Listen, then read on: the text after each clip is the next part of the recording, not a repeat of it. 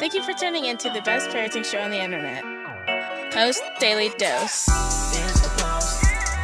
It's the Post. It's the Post. The Post Daily Dose.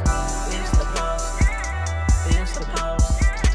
It's the Post. The Post Daily Dose. It's the Post. It's the Post. Hey, good afternoon, Facebook family. Welcome to another episode of Post Daily Dose with me, your trusted parenting advisor, faithful guidance servant on the healing journey. What's my name? Big Papa Brian+Post. I hope everyone is doing absolutely whimsical on this whimsical Wednesday. Sorry I'm running a little bit late. Just got in and I was en route and didn't want to pull over because you know how the signal gets all shady, and I thought I'm not far from my little humble abode and I can come sit down and chop it up with you guys for just a little bit. So here I am, and hope you've been having a good day. It is a beautiful sunny 65 degrees here in Crescent City, although it is very, very windy. And so just left an appointment and I was driving along thinking, you know, when things get really chaotic and there's a lot of moving pieces, maybe, you know, there's a lot of kids, there's a lot of activities. Hello there, Mimi. And, you know, there's just a lot of stress, maybe even just so many things going on. Not necessarily bad, sometimes bad, you know, it could be good stress from a lot of things going on. What do you do, especially as a parent, when your kids are in chaos and where everything seems to be chaotic? Do you speed up? Do you speed up to try to get more done?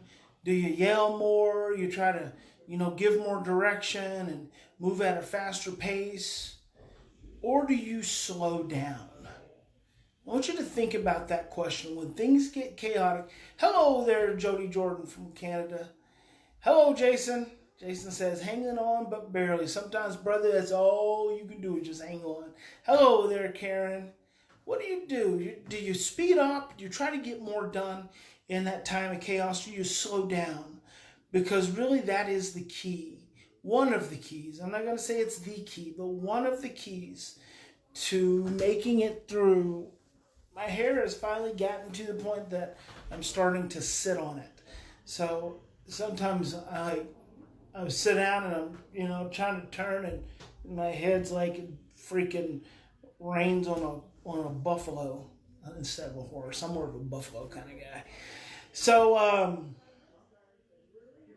I want to really encourage you guys, because that's what I do. And when things start getting really stressful, and they start to you know, starts to be a lot going on. One of the things that I have taught myself to do, and this is whether it's working with kids, whether it's working, you know, with families, my own family, you know, just business, my employees, you know, it doesn't matter what the scenario is. But when I find myself feeling more pressure, more stress from any of those outside places, one of the things that I've taught myself to do is to slow down. And when you slow down, it does not, and I've said this for years, when you slow down, it doesn't mean that you get less done. It's that you slow down your thinking in the midst of doing the things you have to do. And that really is the power of breathing and teaching yourself how to breathe when you're stressed. And I'm going to say that that's almost, it's probably pretty well connected. I mean, they probably go hand in hand.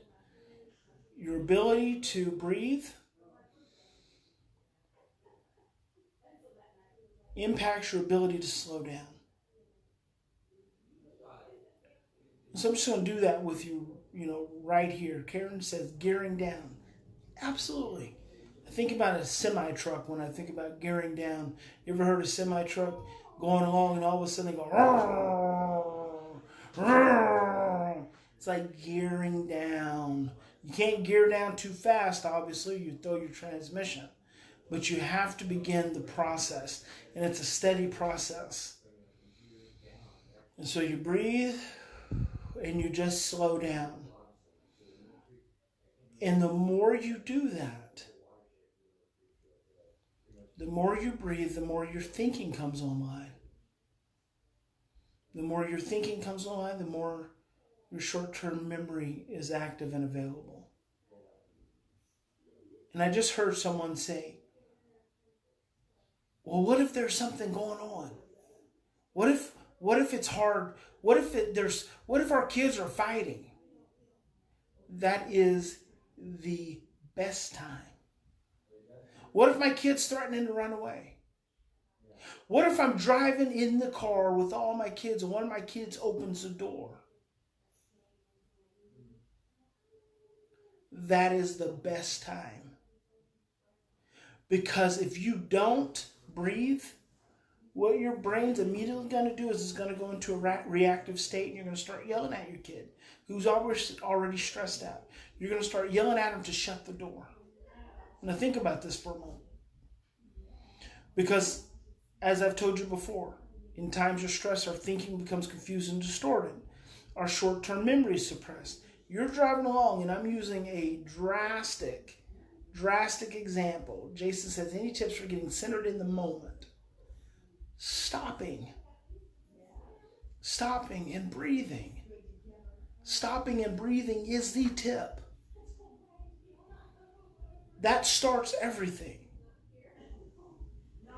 You stop, you breathe, inhale, exhale, inhale, exhale, inhale, exhale. Maybe you sit down. Maybe you take a step back. Maybe you walk in a circle.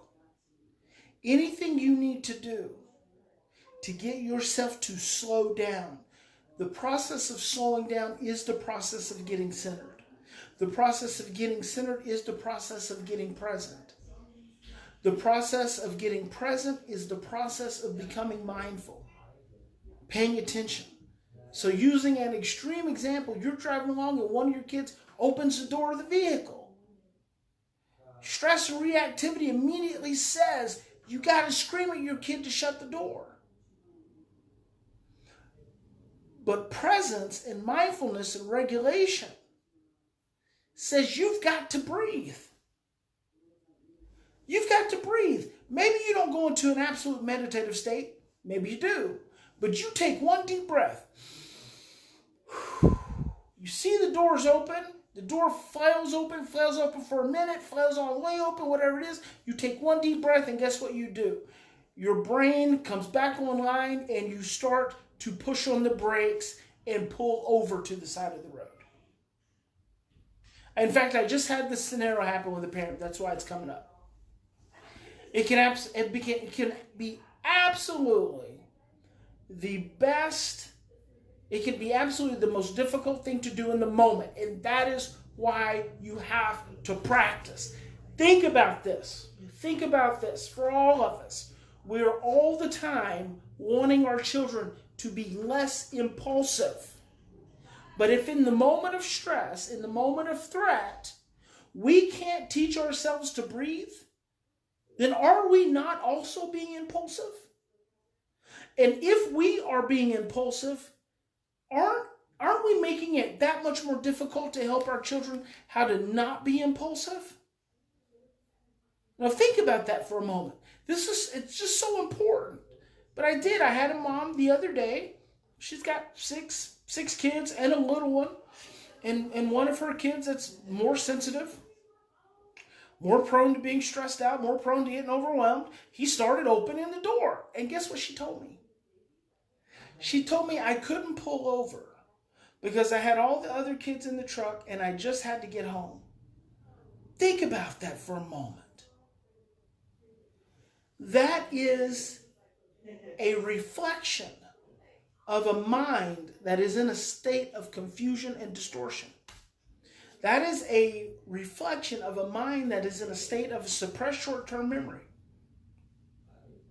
Because a mind that is clear and coherent knows that if a kid keeps opening the door, the risk is that he's eventually going to fall out.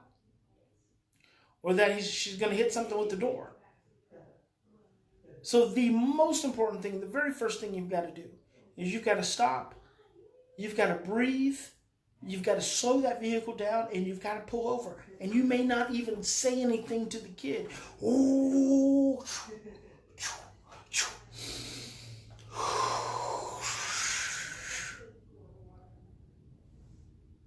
That is not safe.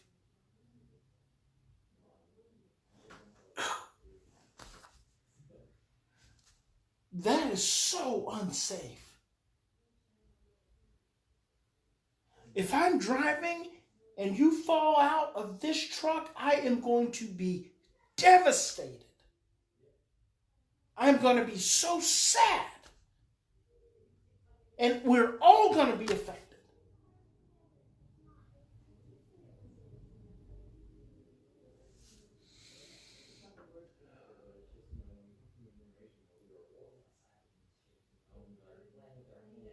Do you need to ride in the front with me? Do you need to ride in the middle chair?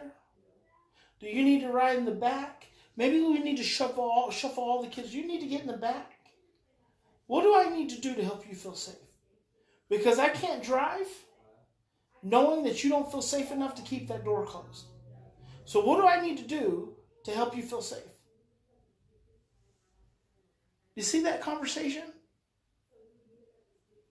You see that process? That is rational. That is logical.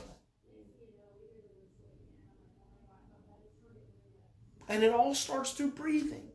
When things get chaotic, guys, I'm telling you, one tip, when things get chaotic, the most important thing you can do is slow down. I find myself slowing down a lot. And sometimes for me slowing down, because I drive a lot, sometimes for me slowing down is turning off the music, turning off my audio books, and just driving in the quiet. Turning off my phone, just driving in the quiet. And just getting right here, present with my own mind, my own thoughts, and my own breathing.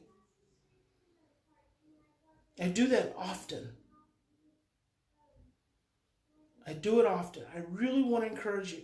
And those of you who spend time with me, if you spend time with me in large groups or you spend time with me with kids, then you'll observe me do the same thing. The faster things get, the quieter I get, the slower I get. The more things escalate, the more I de-escalate.